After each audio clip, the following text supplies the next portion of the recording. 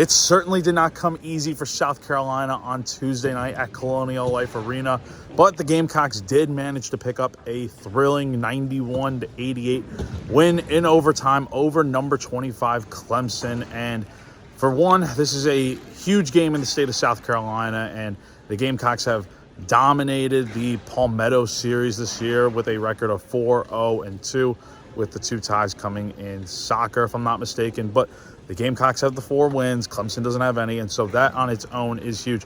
But in the bigger grand scheme of things, the bigger picture, South Carolina needed this game very badly. Obviously, Clemson's a very solid team, and they have, they came off the loss to Memphis on Saturday, but they also, have the huge win over a top 10 Kentucky team in the SEC ACC Challenge that will probably go down as one of the best wins in college basketball all season long.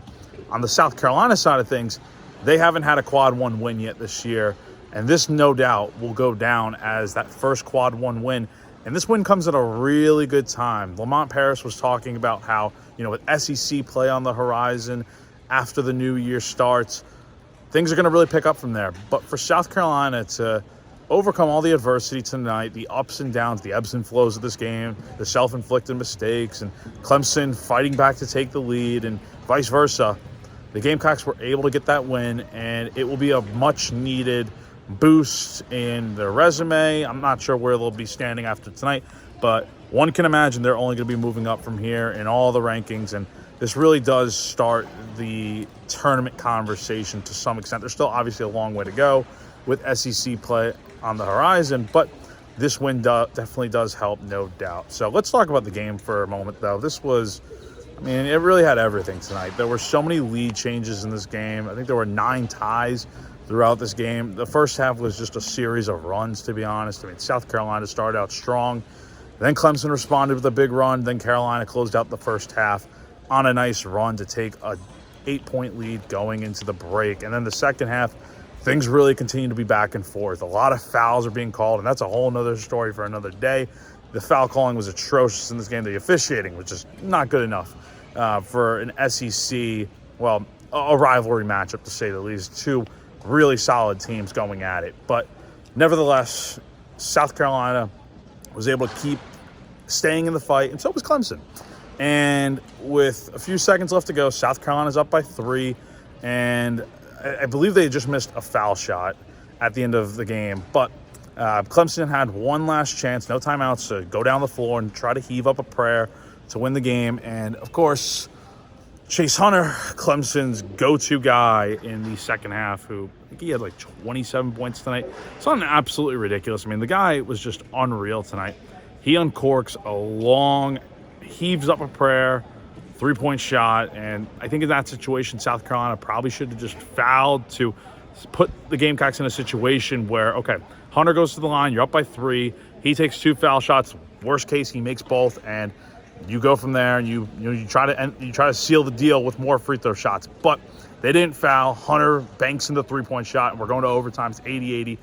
But once overtime began, first off, you already had fouled out Victor Locken, one of Clemson's better players. He only played 15 minutes tonight, which is a huge deal. But then you also got to foul out Ian Shefflin, another star for Clemson. Keep in mind, this team was already down. Look, they don't have P.J. Hall this year. They don't have Joseph Girard, but you got guys like Hunter and Shefflin and Locken to fill those voids. But when you knock 2 of those 3 guys out of the game with them fouling out, that's a huge difference. And look, on the flip side, you could say the same thing about South Carolina. Colin Murray-Boyles, who had an absolutely phenomenal game tonight with 22 points, he fouled out. Nick Pringle had a really good game tonight. He fouled out as well. So you were in a heap of foul trouble, and you didn't have 2 of your better guys. Basically, you're starting front court in the final minutes. But you were able to just persevere in that overtime period, play really good basketball, and you made the clutch shots when you needed to. And the big thing for me was, keep in mind, Clemson was already down their 2 big men. You had to rely on a guy that, Brad Bronwell, the coach for Clemson, admitted that Christian Reeves, who hasn't played a ton this year, was forced into a tough spot, and he misses 1 of 2 free throw shots at the line in the final seconds. And that puts Clemson in a situation where you're down by a few, and now you hit the foul. You're down by 1. You got to foul, and Jamari Thomas goes to the line for some redemption after missing some earlier foul shots, and he hits both, and South Carolina gets the win. So, look, there's a lot to break down from this game. I will just say this again. I'll reiterate: this is a massive win for South Carolina. Yes, this win holds a lot of in-state value in the rivalry and all that stuff.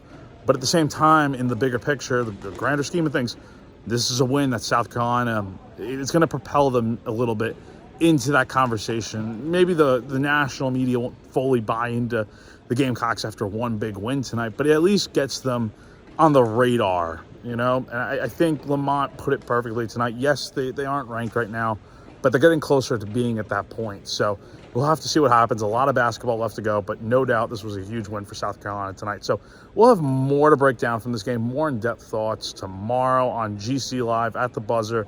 We'll do that, I think, at 11:30 a.m. tomorrow. Should be a lot of fun talking hoops for a good while, and we'll have a lot to break down. Of course, I'll be on 107.5 The Game from 9 to 10 a.m. tomorrow, obviously to talk about this game, and we got a lot to talk about, a lot of thoughts, a lot more to come, a lot of coverage on GamecockCentral.com, so be sure to stay locked in to GamecockCentral.com for all live coverage and updates and more from football with the bowl game coming up, obviously this big win tonight, and plenty more on the way. So for GamecockCentral.com, I'm Jack Veltri.